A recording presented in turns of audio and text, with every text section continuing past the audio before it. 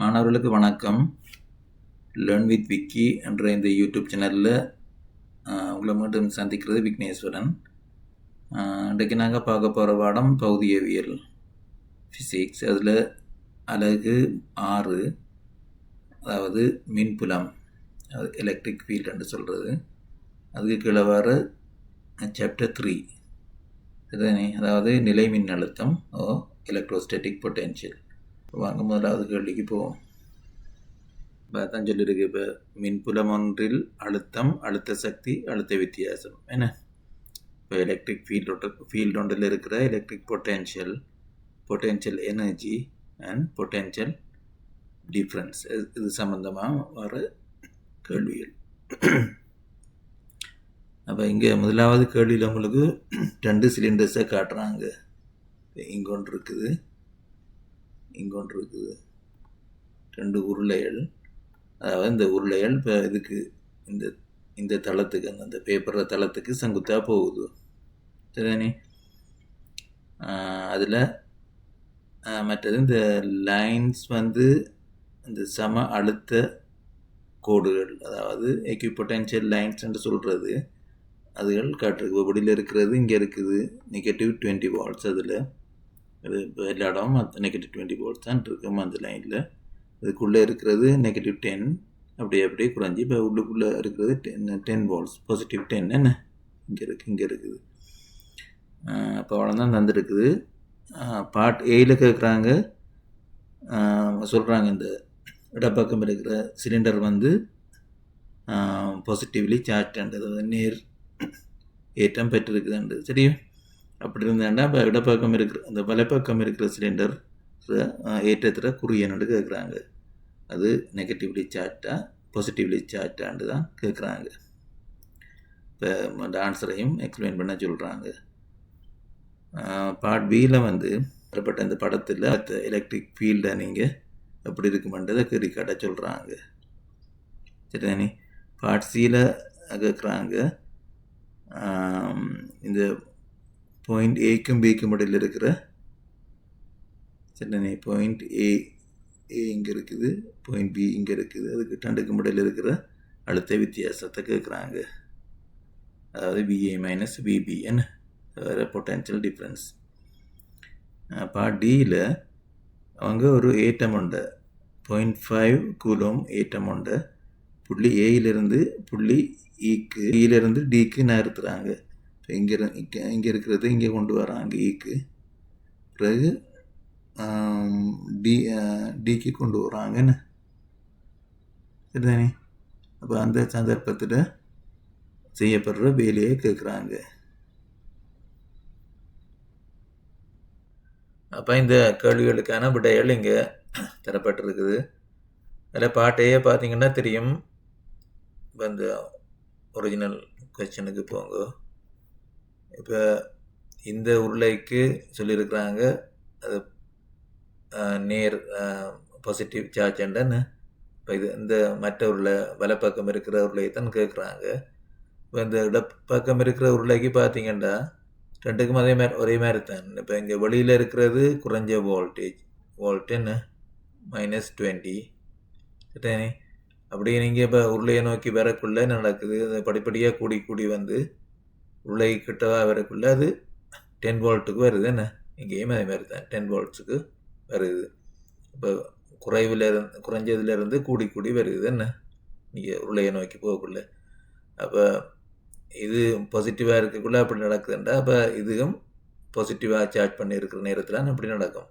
அப்போ அவங்க கேட்ட கேள்வி, இந்த சிலிண்டர் வலைப்பக்கம் இருக்கிற சிலிண்டர் சார்ஜ் என்னண்டு, அதுவும் பாசிட்டிவாக தான் இருக்கும் என்ன. இடது பக்கம் உள்ள உருளையை போல வலது பக்கம் உள்ள உருளையிலும் அதனை நெருங்க அழுத்தம் அதிகரிக்கின்றது, அதுதானே, பொட்டென்ஷியல் கூடுது. எனவே வலது உருளையும் நேர்மறையாக ஏற்றம் பெற்றிருக்க வேண்டும். அப்போ 2ம் பாசிட்டிவ்லி சார்ஜ். இப்போ மற்றது ஃபீல்டை கீற சொல்கிறாங்க. 2வது பார்ட் பிக்கு இப்போ ஃபீல்டை கீற சொல்லக்குள்ள 2ம் பாசிட்டிவ்லி சார்ஜ் என்றபடியா அதில் இந்த ஃபீல்ட் லைன்ஸுகள் வெளிநோக்கி போகிறதா தான் இருக்கும். என்ன உதாரணத்துக்கு இப்போ இதில் ரெண்டும் பாசிட்டிவ்லி சார்ஜ் ப்ளஸ் கியூ வந்து போட்டிருக்குது. இப்போ அதில் சார்ஜ் அதில் ஃபீல்டெல்லாம் இப்படி அதிலிருந்து சார்ஜிலிருந்து வெளிநோக்கி வெளிப்பக்கம் போகிறதா தான் இருக்கும். சரிதானே? அதே மாதிரி இது ரெண்டும் நெகட்டிவ்ன்ட்டு சொன்னால் இதே மாதிரி படம் தான் வரும். பட் உள்நோக்கி வர்றதா இருக்குமே. இந்த ஏரோ வந்து உள்நோக்கியாக இருக்கும் ரெண்டும் நெகட்டிவ்ன்ட்டு சொன்னால். மற்றது இன்னொன்று கவனிக்கணும். நீங்கள் இப்போ இந்த சம அழுத்த கோடுகள் தந்திருக்காங்க தானே, அந்த கோடுகளுக்கு பெர்பெண்டிகுலராக தான் இந்த ஃபீல்ட் லைன்ஸ் கட் பண்ணும். உதாரணத்துக்கு இப்போ இது வந்து 90 டிகிரிஸாக இருக்கிற மாதிரி யோசிங்க. இந்த ஆங்கிள் 90 டிகிரிஸாக தான் இருக்கும் அது கட் பண்ணுற இடத்துல எல்லாம். சரியா? 90 டிகிரிஸ், இது 90 டிகிரிஸ், அப்படி அதை கவனித்து நீங்கள் ஸ்கெட்ச் பண்ணால் சரி. இப்போ இங்கேருந்து இன்னொரு லைன் வருகுதுன்னு சொன்னால் உதாரணத்துக்கு இந்த லைன், சரிதானே? இந்த லைன் இப்படி வரப்போகுதுன்னு அதுவும் இப்படி வெளிநோக்கியாக தான் இருக்கும். அதுவும் இதுக்கு செங்குத்தாக தான் வட்டுமே அந்த லைனை க்ராஸ் பண்ணுறது. அப்படி இதில் ஒரு குறிப்பிட்ட சில லைன்கள்லாம் நல்ல கீறி காட்டிருக்குது. பட் எல்லாம் அந்த ஹோல் பிக்சரை பார்த்தீங்கன்னா அது இப்படி தான் இருக்கும். இந்த 2வது இடத்துல காட்டியிருக்கிற மாதிரி இப்போ ரெண்டும் நெகட்டிவ் வேண்டாம். இப்போ இதே மாதிரி தான் வரும் பிக்சர். பட் இந்த ஏரோ வந்து மாறி வரும், உள்நோக்கியே தான் இருக்கணும். இருக்குமே உள்நோக்கி இருக்க போகுது. ரெண்டும் நெகட்டிவ்ன்ட்டு சொன்னேன். இப்போ அடுத்தது part C, VA minus VBA கேட்குறாங்க அந்த அழுத்த வித்தியாசத்தை. சரிதான்? அப்போ நீங்கள் நேரடியாகவே நீங்கள் எடுக்கலாம். விஏ வந்து அதில் வந்து -20 volts மைனஸ் வீறது -10 volts என்ன போட்டிங்கன்னா அது வந்து நெகட்டிவ், இது ப்ளஸ்ஸாக வரும். அப்போ -10 volts வரப்போகுது. சரிதானே? மற்றது பார்ட் டியில் வந்து அந்த ஒர்க் டன் அவ்வளோ ஒன்று கேட்குறாங்க. அந்த ஃபீல்டால் செய்யப்படுற வேலை. அப்போ நீங்கள் அதைத்தான் அந்த பேஜ் 30 போட்டிருக்குது அந்த ஈக்குவேஷன் எக்ஸ்பிளனேஷன். அப்போ ஆச்சு பாருங்கள். நெகட்டிவ் ஏன் வருதுன்னு சொன்னால் இப்போ பார்த்தீங்கன்னா தெரியும். இப்போ ஏயிலேருந்து ஈக்கு வருது. இந்த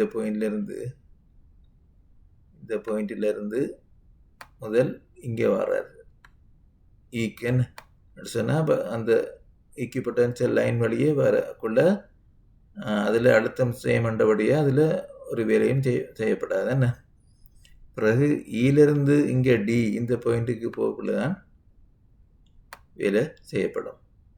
அப்போ முதல் நான் போட்டுக்கிறது A to E to D என்றது. A to E to D.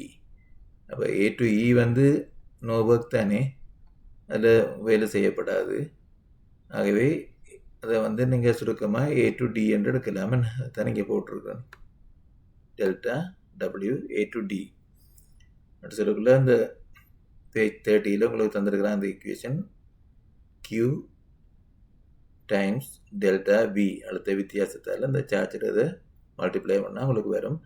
Negative ஏன் வருதுன்னு சொன்னால், அப்போ நீங்கள் ஏ டு டி போகக்குள்ள நீங்கள் இதுக்கு எதிராக போகிறீங்க. என்ன ஒரு ஃபீல்டு ஏக்குள்ளால போகிற அந்த ஃபீல்ட் லைனை பார்த்தீங்கன்னா இப்படி போக போகுது ட்ரெயின் இப்படி நோக்கி. ஆனால் நீங்கள் ஏ டு இ வரக்குள்ள இந்த ஃபீல்ட் லைனுக்கு ஆப்போசிட் டிரெக்ஷனில் வாரீங்க. சரிதானே? போட்டு சுருக்கி எடுத்தீங்கன்னா எல்லாத்தையும் கியூ தெரியும் 0.5 கூலம். இது டெல்டா வி சொல்லக்குள்ள 30. ஏன்னாண்டா இப்போ 10 மைனஸ் 20 என்று வரப்போகுது. அப்போ 30 என்று வரும். போட்டு எடுக்கக்குள்ள உங்களுக்கு -15 ஜூல்ஸ் வரப்போகுது செய்யப்படும் வேலை. சரிதானே? இப்போ அடுத்த கேள்விக்கு போவோம். அடுத்ததான் இங்கே 2வது கேள்வி இருக்குது, வாசிச்சு பாருங்க. அப்போ இங்கே என்னென்னா ஒரு தொகுதி உண்டு. அதாவது ஒரு ஸ்கொயர் ஷேப்பில் ஒரு வடிவமைப்பு, ஒரு கான்ஃபிகரேஷன் இருக்குது. அதில் அந்த ஸ்கொயர் ஒவ்வொரு கோர்னர்லேயும் ஒவ்வொரு சார்ஜ் இருக்குது. என்ன இப்போ ஏ எடுத்தீங்கன்னா அதில் பாசிட்டிவ் கியூ, பியில் நெகட்டிவ் கியூ, சியில் எம் நெகட்டிவ் கியூ, டியில் பாசிட்டிவ் கியூ இருக்குது. என்ன ஒரு சார்ஜஸ் ஒவ்வொரு கோர்னர்லேயும் இருக்குது. அப்போ இதுக்கு கேள்வி என்னென்னா, இந்த இப்படியான ஒரு கான்ஃபிகரேஷனை உருவாக்குறதுக்கு செய்யப்பட வேண்டிய வேலையை கேட்குறாங்க. வேலைக்கான ஒரு எக்ஸ்பிரஷன், ஒரு கோவை உண்டு எழுத சொல்லித்தான் கேள்வி.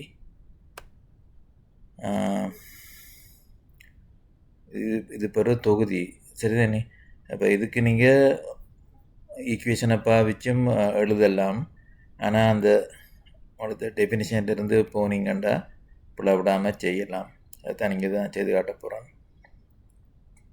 இதுகள அந்த விளக்கங்கள் உங்களோட ரிசோர்ஸ் புக்கில் தந்துருக்குறாங்க தெரியும்.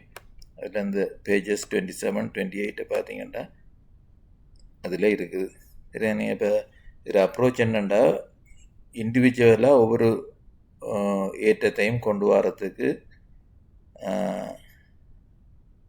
செய்யப்படுற வேலைகளை கண்டுட்டு பிறகு அது எல்லாத்தையும் கூட்டி விட்டிங்கன்னா அந்த மொத்த வேலைக்கான எக்ஸ்ப்ரெஷன் வரும் சரிதானே.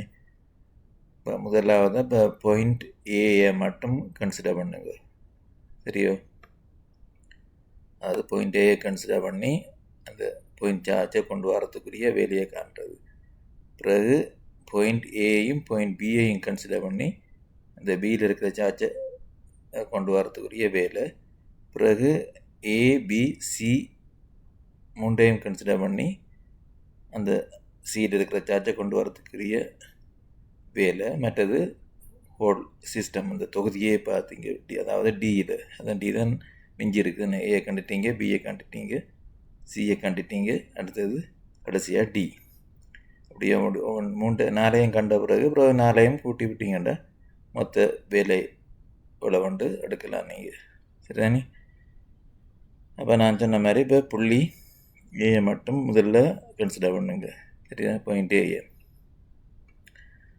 ஏயை மட்டும் கன்சிடர் பண்ணக்குள்ள நீங்கள் மற்றதெல்லாம் இக்னோர் பண்ணுறீங்க. என்ன பி சி டி அதுகள் இங்கே இல்லையென்று தான் நீங்கள் ஒரு அசம்ஷன் எடுக்கிறீங்க. Excuse me. அப்படி எடுக்கக்குள்ள பக்கத்தில் ஒரு ஏற்றமும் இல்லை, ஒரு சார்ஜஸும் இல்லாட்டி அந்த பாயிண்ட் ஏ மட்டும் இருக்கக்குள்ள இப்போ அதுக்கு வேலை செய்யப்படாதுன்னு. இப்போ வேலை செய்யணுமெண்டா அதுக்கு ஒரு எலக்ட்ரிக் ஃபீல்டு உண்டு, அதாவது ஒரு மின்புலம் ஒன்று இருந்தால் தான் வேலை செய்ய வேண்டி வரும். என்ன இப்போ மின்புலம் இல்லாத காரணத்தால் ஏயை மட்டும் கன்சிடர் பண்ணக்குள்ள இந்த பாயிண்ட் ஏயில் அந்த பாசிட்டிவ் கியூன்ற சார்ஜஸை கொண்டு வரத்துக்கு எந்த வித வேலையும் செய்ய தேவையில்லை சரிதானே. அதான் நீங்கள் போட்டிருக்கேன் WA தான் 0 போட்டிருக்கேன். ரெண்டாவது அந்த 0 சார்ஜஸ், அதுக்கு பக்கத்தில் ஒரு சார்ஜஸும் இல்லை சரியா. அது 0. அப்போ ஏக்குரியதை கண்டுட்டீங்க வேலையை. அதே மாதிரி இப்போ அடுத்ததாக பிக்குரிய வேலையை காண்றதுக்கு அந்த முந்தி கண்ட ஏ ப்ளஸ் அந்த பியை கணக்கில் எடுக்கணும் சரியா. எடுத்துகிட்டு மற்ற சிஐயும் டிஐயும் இக்னோர் பண்ணுங்க, அது அங்கே இல்லையாண்டு எடுத்துக்கணுங்க. அப்போ ஏயும் பிஐயும் கன்சிடர் பண்ணிங்கன்னா அதில் கான்ஃபிகரேஷன் இப்படி வரப்போதுன்னு ஏபி இடையில் இருக்கிற டிஸ்டன்ஸ் ஏ, அந்த ஸ்மால் ஏ அதான் அந்த ஸ்கொயர் சைட்லேருந்து எடுத்தீங்கன்னா இப்போ பியில் இருக்கிற ஏற்றத்தை கொண்டு வரத்துக்குரிய வேலையை பார்க்க போகிறீங்க. அப்போ உங்களுக்கு அந்த அதில் இருக்கிற பொட்டென்ஷியல், அதாவது அழுத்தம் சரிதானே. அழுத்தம் ஏயில் இருக்கிற சார்ஜஸ் எல்லாம் பெறப்போகுதுன்னு சரிதானே. ஏயில் இருக்கிற சார்ஜ் ஒரு ஏ டிஸ்டன்ஸ் தொலைவில் இருக்க போகுதுன்னு. அப்போ அதுக்குரிய பொட்டென்ஷியல் அதாவது பியில் இருக்கிற பொட்டென்ஷியல் டியூ டு ஏ, அதான் ஏ என்று போட்டிருக்கோம் சரிதானே. முதல் வர்றது இந்த பாயிண்ட்ன்றது பிபி ஏ. அதில் இருக்கிறது அந்த ஈக்குவேஷன் உங்களுக்கு அந்த பேஜ் 27 போட்டிருக்கிறாங்க. அந்த ஈக்குவேஷன் 4πε0 டைம்ஸ் அந்த ப்ளஸ் கியூன்றது அந்த 8 இருக்கிற சார்ஜஸ் சார்ஜ் என்ன பாசிட்டிவ் கியூ, இந்த பாசிட்டிவ் கியூ ஓவர் இதில் இருக்கிற டிஸ்டன்ஸ் ஏ என்ன. இப்போ இதுதான் இந்த மின் அழுத்தம் பியில் இருக்கிற மின் அழுத்தம் அந்த டியூ டு சார்ஜ் அட் ஏ என்ன. ஏயில் இருக்க பாயிண்ட் ஏயில் இருக்கிற சார்ஜால் வர மின் அழுத்தம் தான் உங்களுக்கு நீங்கள் கண்டிருக்கிற விபிஏ. அப்போ இது உண்மையாக டெஃபினிஷன் படி என்ன சொல்லுதுண்டா, இந்த மின்னழுத்தம் என்று சொல்கிறது அந்த அந்த இந்த புள்ளியை கன்சிடர் பண்ணுறீங்களோ அந்த புள்ளிக்கு ஒரு இன்ஃபினிட்டியிலேருந்து ஒரு நேரேற்றம், அதாவது +1 கூலோமாக கொண்டு வர்றதுக்கு நிகழ்கிற வேலை தான் அந்த மின்னழுத்தம். என்ன சரிதானே? டெபினிஷன் கீழே எழுதிக்கணும். அதுதான், அதாவது முடிவிலியில் இருந்து இன்ஃபினிட்டியிலிருந்து +1 கூலோம் ஏற்றத்தினை புள்ளி பிக்கு கொண்டு செல்ல நிகழும் வேலை தான் VBA. நீங்கள் மேலே கண்டிருக்கிற VBA. ஆனால் உங்களுக்கு பாயிண்ட் பியில் இருக்கிற சார்ஜ் வந்து நெகட்டிவ் Q. என்ன சரிதானே? நெகட்டிவ் Qவை கொண்டு வரத்துக்குரிய வேலை தான் உங்களுக்கு காண வேணும். இப்போ நீங்கள் ஒரு கூலமை கொண்டு வரத்துக்கு இது கண்டுட்டீங்க. அப்போ நெகட்டிவ் Qவை கொண்டு வரத்துக்கு சொன்னால் இப்போ இதை நீங்கள் நெகட்டிவ் Qவால் மல்டிப்ளை பண்ணால் சரி. என்ன இப்போ அதைத்தான் அடுத்த ஸ்லைடில் கண்டினியூ பண்ணுறேன். எனவே நெகட்டிவ் Q கூலோம் ஏற்றத்தினை புள்ளி பிக்கு கொண்டு செல்ல நிகழும் வேலை அதை நாங்கள் WBA என்று சொல்லுவோம். WB அதாவது பாயிண்ட் பியில் இருக்கிற சார்ஜை கொண்டு வரதுக்கான வேலை, அந்த பொட்டென்ஷியல் டியூ டு இந்த பாயிண்ட் ஏன்றது. என்ன அப்போ அந்த இது போட்டிங்கன்னா நீங்கள் ஏற்கனவே வேண்ட BAயை நெகட்டிவ் Qவால் மல்டிப்ளை பண்ணுறீங்க. பண்ணக்குள்ள உங்களுக்கு இப்படி வருது. என்ன அப்போ நீங்கள் இந்த நெகட்டிவ் சைனை முன்னுக்கு எடுத்துகிட்டு போட்டிங்கன்னா அதில் அது Q² என்று வரும். மற்றது 1/4πε0 முன்னுக்கு வரப்போகுது. என்ன அப்போ நீங்கள் பிஏயும் கண்டுட்டீங்க, முன்ன சைடில் ஏயை கண்டுனீங்க. இப்போ இதில் VBயை கண்டுட்டீங்க. அடுத்தது சிக்கு போகும். அப்போ இதுக்கு நீங்கள் ABC மூண்டையும் எடுக்கணும். என்ன ஏற்கனவே கண்ட AB அதோட சேர்த்து இப்போ சியில் நீங்கள் காண போகிறீங்க. இந்த சியில் இருக்கிற ஏற்றம் தான் -Qன்னு அதை கொண்டு வர்றதுக்கு. அப்போ அந்த கன்ஃபிகரேஷன் தான் இது. அந்த டிஎன்ஏ இக்னோர் பண்ணுறீங்க, அங்கே இதில் எண்டு எடுக்கிறீங்க. அப்போ இந்த பாயிண்ட் சியை பார்த்தீங்கன்னா அதில் அதில் அழுத்தம் வந்து ஏஆலையும் பெறும் பிஆலையும் பெறும். என்ன இப்போ ஏயை பார்த்தீங்கன்னா அது ஒரு A டிஸ்டன்ஸ் தொலைவில் தான் இருக்குது. என்ன சியிலேருந்து A, இந்த சைட்லேருந்து ஏன்றோடைய A. இப்போ இதுக்கு அடுத்த மாதிரி பிக்கு வந்து ஏலேருந்து சைட் டிஸ்டன்ஸ் ஏல அந்த மாதிரி. இப்போ சியில் இருக்கிற பார்க்கக்குள்ள நீங்கள் A வந்து A டிஸ்டன்ஸ் தூரத்தில் இருக்குது, ஆனால் B வந்து வித்தியாசமாக இருக்குமே. பிற டிஸ்டன்ஸ் வந்து இப்போ இது BC. என்ன BC என்று பார்க்கக்குள்ள உங்களுக்கு என்னென்று வரும், இது ஒரு ஸ்கொயர் டயக்னல். என்ன அப்போ இந்த ட்ரையாங்கிளில் நீங்கள் A² + A² √() வரும். என்ன இப்போ √2A². அப்போ இது வந்து √2 டைம்ஸ் A என்று வரப்போகுது இந்த டிஸ்டன்ஸ். சரியும்? அப்போ அதான் வித்தியாசம். அதை நீங்கள் இப்போ நாங்கள் கிளியராக இங்கே கீழே எழுதி காட்டிருக்கிறேன். இந்த சியில் இருக்கிற அழுத்தம் டியூ டு A, சியில் இருக்கிற அழுத்தம் டியூ டு B, அது ரெண்டையும் அதில் இருக்கிற சியில் இருக்கிற சார்ஜ் நெகட்டிவ் Qவால் மல்டிப்ளை பண்ணணும். என்ன ஏன்னா நீங்கள் அந்த அழுத்தம்னு சொல்லக்குள்ள அந்த 0.1 கூலோம்பை இந்த +1 கூலோம்பை இன்ஃபினிட்டியிலேருந்து கொண்டு வரதுக்குரிய வேலை தான் அது VCA. அதே மாதிரி இதுவும் VCBன்றது +1 கூலோம்பை நீங்கள் இன்ஃபினிட்டியிலேருந்து கொண்டு வரத்துக்கு. ஆனால் உங்களுக்கு நெகட்டிவ் Qவை தான் கொண்டு வர போகிறீங்க. அப்போ அதெல்லாம் மல்டிப்ளை பண்ணணும். இப்போ நீங்கள் இதில் செய்த மாதிரி சரிதானே, இங்கே செய்த மாதிரி இங்கே செய்கிறீர்கள். இதில் ஒரு இது ஒன்றால் இப்போ A மட்டும் இருந்தபடியாக ஒன்று வந்தது. இப்போ Aயும் Bயும் இருந்தபடியாக இப்போ 2 தரம் செய்து அதை கூட்ட வேண்டி வரும். என்ன அப்படி போட்டு நீங்கள் எடுக்கக்குள்ள இப்போ எல்லாம் இப்போ இதுக்கு அப்படித்தான் நெகட்டிவ் சைன் ஒன்றுக்கு வரும். அப்போ Q வர்க்கத்தின் A என்று வரும். இப்போ இதுக்கண்டு பார்க்கக்குள்ள நீங்கள் அது நெகட்டிவ் ப்ளஸ் ஒன்று வரும். Q² √2 times A.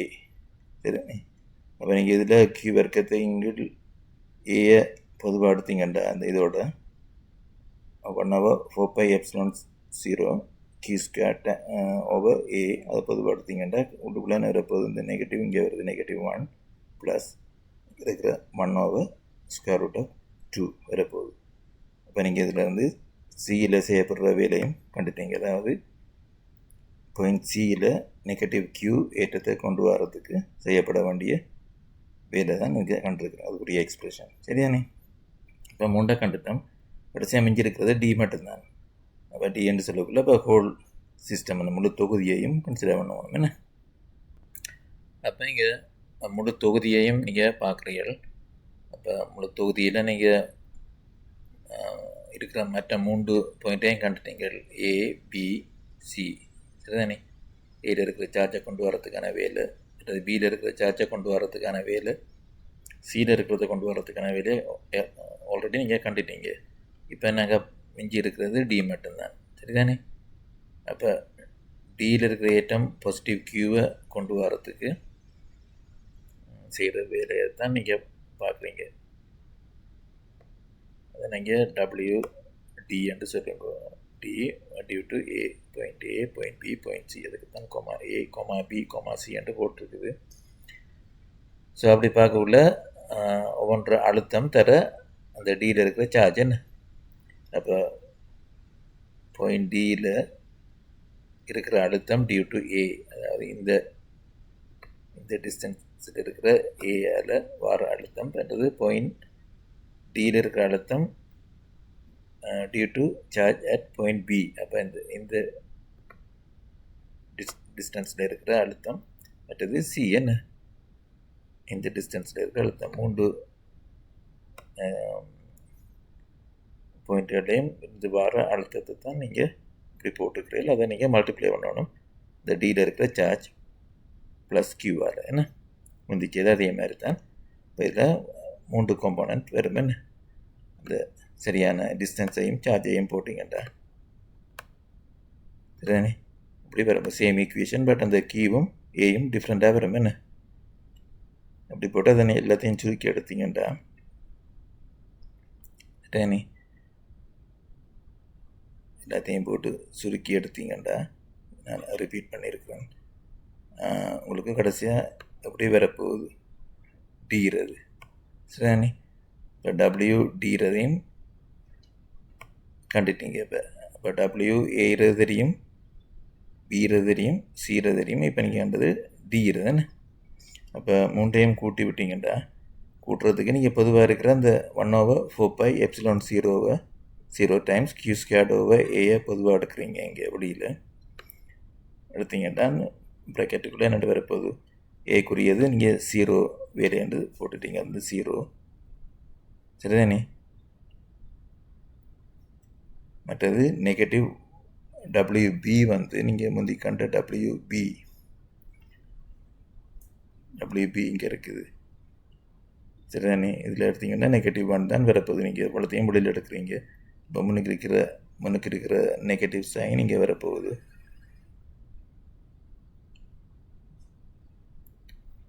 அது நெகட்டிவ் 1 வருது. மற்ற சிக்கு பார்த்தீங்கன்னா -1 + 1/Δ √2 என்ன. சிக்கு பார்க்கக்குள்ள இந்த -1 + 1/√2 என்ன அந்த தான் நீங்கள் எழுதியிருக்கிறீங்க. மற்றது டிக்கு சொல்லக்குள்ளே இங்கே இருக்கிறது, அதாவது நீங்கள் மேலே கண்டிருக்கிறது 1/√2 - 2. அப்போ அவ்வளோத்தையும் கூட்டி செய்து சுருக்கி எடுத்தீங்கன்னா உங்களுக்கு 2 வரப்போகுது. 1/4πε0 டைம்ஸ் கியூ ஸ்கொயர்ட் ஓவர் ஏ. இதை நீங்கள் நம்பர்ஸை எல்லாம் சுருக்கி எடுத்தீங்கன்னா 2/√2 சரிதானே -4 வரப்போகுது. இங்கே -1 -1 -2, இங்கே ஒரு -2 -4 இங்கே வருது. இங்கே 1/√2 என்னது 1/√2, அப்போ 2/√2 இங்கே வருது சரியா. இப்போ நீங்கள் 1/4πε0க்கு நீங்கள் 9 டைம்ஸ் 10⁹ போடலாம். கூட ரிசோர்ஸ் புக் எக்ஸாம்பிளில் இந்த வேல்யூவை தான் அப்ராக்சிமேட் பண்ணி போட்டிருக்கிறாங்க. அதே சேம் நம்பரை நான் யூஸ் பண்ணுறேன். Times Q squared over A இப்படி வருது. அதை நீங்கள் சுருக்கி எடுத்தீங்கன்னா finally you will get -2.3 times 10⁻10 Q squared over A சரிதானே. இதுதான் உங்களுக்கு காண வேண்டிய கோவை. இந்த எக்ஸ்பிரஷனை கண்டுட்டீங்க சரி. அவங்க தந்த கியூவிலையும் ஏலையும் வருது தானே. மற்றது நம்பர் சரி, இதுதான் ஒரு பெரிய ஆன்சர். இப்போ நீ அடுத்த கேள்விக்கு போவோம். இப்போ 3வது கேள்வி இங்கே இருக்குது, வாசிச்சு பாருங்க. ஒரு கிடையான திசையில் நகரும் ஒரு இலத்திரன், அதில் துணிவு தந்திருக்கிறாங்க. படத்தில் காட்டப்பட்டுள்ள புள்ளியில் இருக்கும்போது இவ்வளவு எலக்ட்ரான் வாட் இயக்க சக்தியை கொண்டுள்ளதாம். 2 × 10⁻³ எலக்ட்ரான் வாட் இயக்க சக்தியை கொண்டுள்ளது. இந்த இலத்திரனானது ஒன்றுக்கொன்று எதிரான மின்னேற்றம் கொண்ட கிடைமட்ட தகடுகளிடையே ஒரு சீரான மின்புலம் உள்ள பகுதி ஒன்று, அதாவது இங்கே காட்டியிருக்குது ஒரு zone 1, மற்றும் எந்த மின்புலமும் இல்லாத பகுதி 2 சொல்லக்குள்ள இதை சொல்கிறாங்க. இப்போ இந்த சோனுக்குள்ளே, இந்த ரீஜனில் இந்த விதமான மின்புலம், அதாவது நோ எலக்ட்ரிக் ஃபீல்டுன்னு சொல்கிறாங்க. இந்த 2ல் ஆகியவற்றுக்கூடாக சென்று இறுதியில் தகடுகளின் விளிம்பிலிருந்து 0.08 மீட்டர்ஸ் தொலைவில் உள்ள ஒரு திரையை தாக்குகிறது. அப்போ இந்த எலக்ட்ரானை இங்கேருந்து அவங்க ஃபயர் பண்ணுறாங்க. ஷூட் பண்ண எலக்ட்ரான் அப்படியே இதுக்குள்ளால் போய் 2 ரீஜனுக்குள்ளாலையும் போய் இந்த ஸ்க்ரீன் 0.08 மீட்டர்ஸ் தூரத்தில் இருக்குது இந்த எண்டிலிருந்து, அது தாக்குதான். சரியா? இந்த தகடுகள் 0.04 மீட்டர்ஸ் நீளமும் 0.02 மீட்டர்ஸ் தூரத்தால் ஒன்றிலிருந்து ஒன்று பிரிக்கப்பட்டுள்ளன. அப்போ அதில் அந்த எவ்வளோ இந்த செப்பரேஷன்லேருந்து தராங்க 0.02 மீட்டர்ஸ், பட் அதில் இந்த டோட்டல் லென்த் 0.04 மீட்டர்ஸ் என்ன. அதே நேரம் அந்த அழுத்த வித்தியாசமும் தராங்க. அந்த பிளேட்டுகளுக்கு இடையில் இருக்கிற அழுத்த வித்தியாசம் 250 வாட்ஸ்ன்னு சொல்லப்படுது. அதாவது கிராவிட்டியை நெக்லெக்ட் பண்ண சொல்கிறாங்க. தெரியும். ஸோ அவ்வளவுதான் அந்த தரப்பட்டிருக்குது. அதில் பார்ட் ஏ வந்து பகுதி ஒன்றுக்குள் நுழையும் போது இலத்திரனின் ஆரம்ப வேகத்தை கணிக்க. அப்போ இங்கே ஷூட் பண்ணக்குள்ளே இந்த ரீஜனுக்குள்ளே வரக்குள்ளே இந்த பண்ணக்குள்ளே இனிஷியல் வெலாசிட்டியை கேட்குறாங்க இந்த எலக்ட்ரான்ட்ட. மற்றது பார்ட் பியில் வந்து தட்டுகளுக்கிடையே உள்ள மின்புலம் ஈயின் அளவை கணக்கிட்டு அதன் திசையை மேலேயுள்ள வரைபடத்தில் குறிப்பிடவும். சரியா? அப்போ இந்த ரீஜனுக்குள்ளே zone 1க்குள்ளே இருக்கிற மின்புலம் எலக்ட்ரிக் ஃபீல்டை கால்குலேட் பண்ண சொல்கிறாங்க. பண்ணி அதில் டிரெக்ஷனை காட்ட சொல்கிறாங்க இது படத்தில். சரியா? பார்ட் சி வந்து இலத்திரன் பகுதி ஒன்றில் இருக்கும்போது அதன் மீது செயல்படும் மின் விசை எஃப்பின் அளவை கணிக்க. அப்போ இந்த இதுக்குள்ளே இந்த ஜோனுக்குள்ளார போகக்குள்ள அதில் தாக்குற விசையை கேட்குறாங்க. தெரியும். மற்றது கடைசி பார்ட் டி வந்து பகுதிகள் 1 மற்றும் 2ல் இலத்திரனின் பாதையை பர்மட்டாக வரையவும் ஒவ்வொரு பகுதிக்கும் பாதையின் வடிவத்தை விவரிக்கவும். அப்போ இந்த ஷூட் பண்ணுற எலக்ட்ரான் இப்போ இதுக்குள்ளார போய் இதையும் தாண்டி போய் இங்கே ஹிட் பண்ண இந்த ஸ்க்ரீன் என்ன. அப்போ அதில் பாதை அப்படி இருக்குமெண்டு ஸ்கெட்ச் பண்ண சொல்கிறாங்க. அதில் ஷேப்பையும் எழுத சொல்கிறாங்க என்னண்டு. தெரியும். அதான் கேள்வி. அதில் விடையல் அடுத்த ஸ்லைடில் வருது. அப்போ இதில் உங்களுக்கும் ஒருக்கா இதை பாருங்க, அந்த உங்களோட ரிசோர்ஸ் புக் பேஜஸ் இந்த 30, 31, 32 அதுகளில் இந்த எலக்ட்ரான் வோல்ட்டை என்னண்டு அதில் டெஃபினிஷனும் அதுக்கு அந்த கன்வெர்ட் பண்ணுறதுக்கு இது இவியை அப்படி ஜூலுக்கு கன்வெர்ட் பண்ணுற அந்த கன்வர்ஷன் தந்திருக்கிறாங்க. 1 EV is equal to 1.6 times 10⁻⁻19 joule போட்டிருக்குது அதில். தெரியும். அப்போ அதை யூஸ் பண்ணி நீங்கள் அந்த தரப்பட்ட இயக்க சக்தி இருக்குது தானே, அதை நீங்கள் ஜூலுக்கு கன்வெர்ட் பண்ணலாம். சரிதானே? அந்த இயக்க சக்தியை கே என்று போட்டிங்கன்னா இப்போ தரப்பட்டிருக்கிறது இவ்வளவு இபி, அது வந்து இவ்வளவு ஜூலாக இருக்குமே.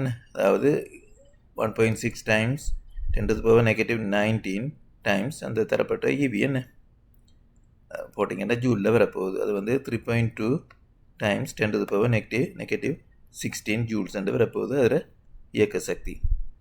இப்போ இயக்க சக்தின்றதுக்குள்ள உங்களுக்கு தெரியும், இயக்க சக்தி இஸ் ஈக்குவல் டு 1/2 mv², அதாவது திணிவு தர வெலாசிட்டியின் வர்க்கம். சரிதானே?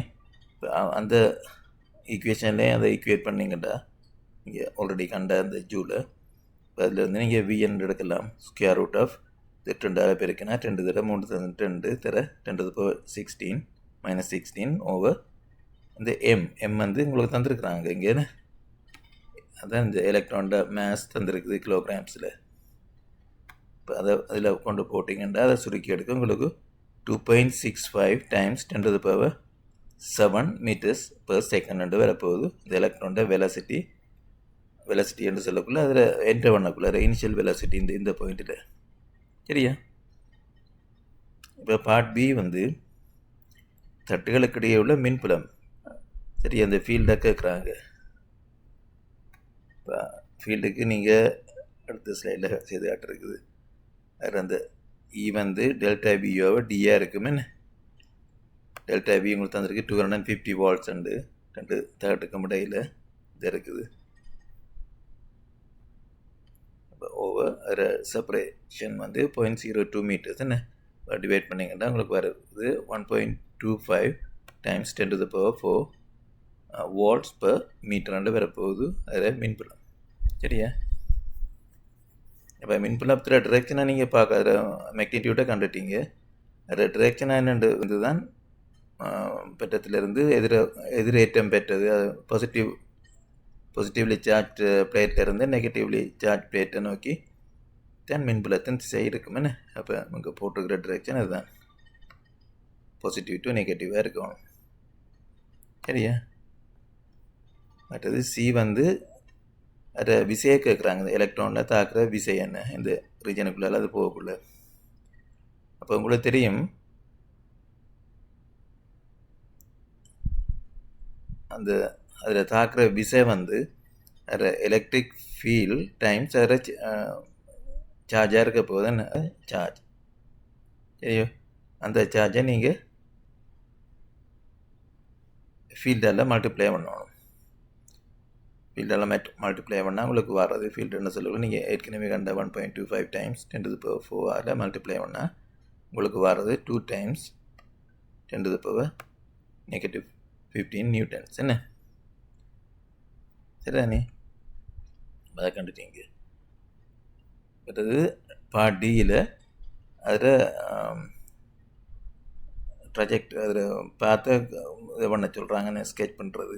இப்போ என்னென்னு சொல்லுங்கள். இப்போ இது வந்து எலக்ட்ரான் சொல்லக்குள்ள எதிரேற்றம் பெற்ற நெகட்டிவ் சார்ஜான் இருக்குமே அதில். அப்போ நெகட்டிவ் சார்ஜ் வந்து மூவ் பண்ணக்குள்ள என்ன நடக்கும்னா இந்த கீழே இருக்கணும் அந்த விளக்கத்தை. எலக்ட்ரம் எதிரேற்றம் கொண்டமையினால் அதில் தாக்கும் விசை மின்புலத்தின் திசைக்கு எதிர் திசையில் இருக்கும். அப்போ இந்த எலக்ட்ரான் அப்படி மூவ் பண்ணக்குள்ள அப்போ மின்புலத்தின் திசை கீழ் நோக்கி தானே இருக்க போகுது இதில் காட்டின மாதிரி.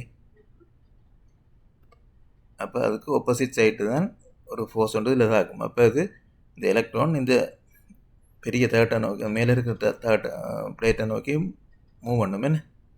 இப்போ ஃபோர்ஸ் ஒன்று இங்கே கீழேருந்து மேல் நோக்கி தாக்குதுன்னு சொல்லுங்க. அப்படின்டா இப்போ அப்படி கிளியாக போகிறது மேல் நோக்கி வளைய பார்க்குமே.